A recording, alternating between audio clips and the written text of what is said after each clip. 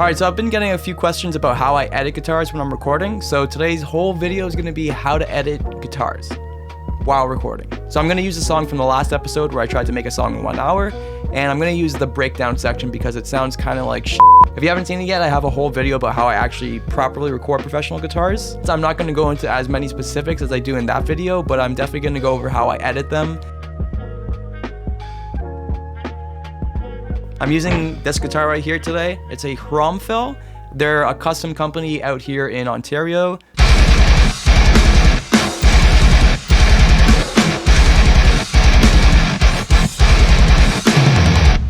It goes so much smoother if you just break it up into little sections. So I'm only gonna play these 2 rotations here.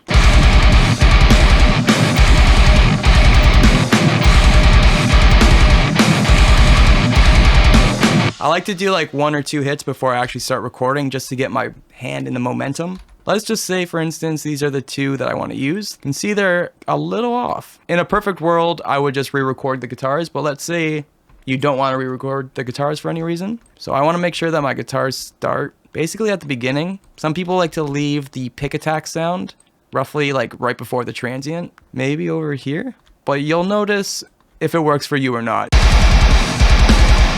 I manually gate all the time. So as you can see, there's a pause here. I'm just gonna select where the transient basically ends and cut it. And the whole thing's late, so I'm just gonna get a bit of that. But you almost hear like the pick attack before the beat starts. That's why I don't particularly love to do that. I kind of just like play around. I find this seems to work where I get a little bit before the transient. That's a lot better. I will cut this out and see where I'm cutting again. Move it over. These are a little bit late. So if I'm moving everything as a whole, a lot of times I'll just grab the last chug, move it over, and then pull back the waveform. So you can see the same issue here. And you can say, yeah, that's super robotic. If you want it to sound tight, you gotta make it tight. I usually start by just chopping hard there. Let's pull it back a bit. So sometimes I like it to be a little bit early. I just really don't like it to be a little bit early if it's starting a beat because you can hear like the transient before the beat hits, but if it's already in the middle of a beat, the cymbal's carrying over, so it's not as obvious. I cut it off too much. So I grab the whole waveform, move it, and then hold Alt, and I can go like this instead of snapping. And I always pull it back to see where it's starting. So I likely want to move it over a little bit more. Get a bit more of that pick attack.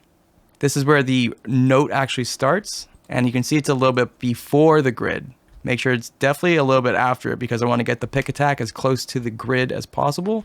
Oh, I left a little remnant. Make sure you don't leave remnants. It repeats again. Let's say we want to make it sound like it's not the exact same take, but we don't want to do a new take. And then I'm going to copy this guitar on the left, put it on the right side, copy this guitar on the right, put it on the left side, and that's how you fake a new take, that rhymed, by not having to do a new take. So let's say we want to add some notes. Say for instance, going into this riff, I knew that I was going to put bends, and the bends going, for instance, right there and right here. I'll record it as just a chug, because I know that bends are a huge bitch to record to make sure that they're all in time and they're all in tune. Not even in time, to make sure they're all in tune. So we can see it's starting a little bit off the grid. We'll move it over a little bit. And it's weird with bends because you'll notice if you move one slightly, the tuning almost is different. So check this out. All I'm gonna do is move this one over, like say that much amount or even less. And you'll hear the tuning.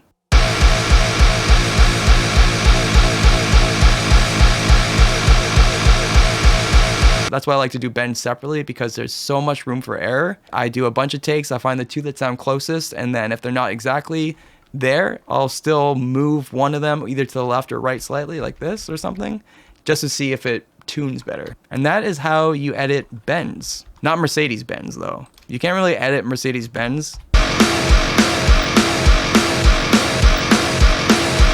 I'm okay with them being, you can see the next bend starts there. I'm okay with them being slightly off time. They would sound a little bit nicer and less robotic. So So now we got bends, we got harmonics, and they're all edited the same.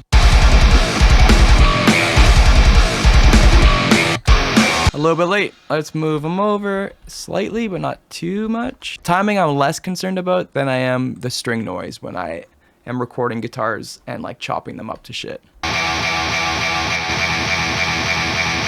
Sounds like a real note. Oh, he's a real boy. And then just cover it up and then move it over a little bit because I cut it off the beginning. Do like a quick open. After editing and realizing it sounds good chopped, I'm just going to record a chopped version instead of chopping the elongated one. If you want it to sound tight but not too mechanical, make sure that you record parts the right amount of time that they're supposed to be. I want to play it a little bit shorter. That way you get the natural.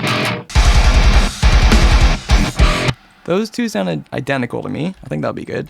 I like it to be a little bit after. That way the transient drums that are gridded 100% have a little bit more room to snap.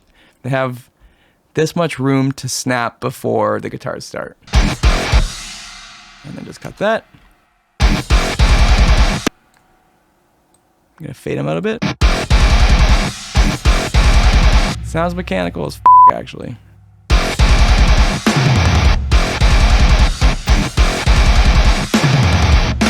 Just cutting it the tiniest bit helps a lot actually. In that situation it sounded too mechanical. I want it to be tight but not mechanical.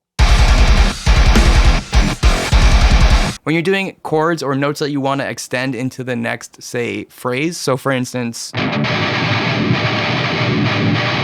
I'll play the one of the next beat that I'm going to anticipate re-recording anyways, just so that I have a smooth transition and that it's not just like a tight stop and a tight start. I want there to be a little bit of string noise going into it.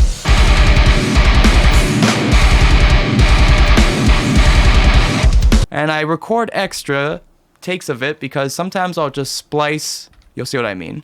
I might want to do different notes.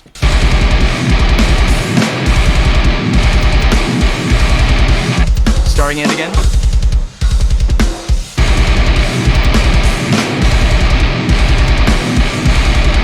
I'll use these two, drag them down. So since they're all late for the most part now, I moved it over to the left, making it earlier. You can't make it later without having some sort of artifact. If it was like that, the best thing that I could do is then take a different take, say over here, replace just that, and then, this is very strange, replace just that one hit, and then now since this one extends, I can move this one over to the right, and then we have a properly timed part. That's why it's always important to do multiple takes of things when you're recording, because you'll always need like one little replacement chug or note somewhere in there. So see how this one's a little bit earlier? That's where I would take, say, this performance. This one actually goes over here because I added an extra note. I could, if I was really lazy, do this. And if I'm pre-proing, I'll do this. If I'm recording, I will actually do another take. But say we just take this one, move it over here, replace the left side with the right side, and if we can get away with it, or if it sounds too mechanical.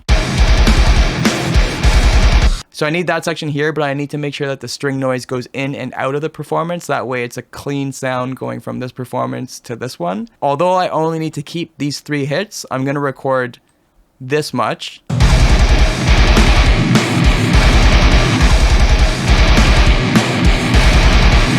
Put them down there, and you can see there's actually a little bit of early performance. So in that case, I'm just going to use this chug there and tie it right in. So the whole part in total.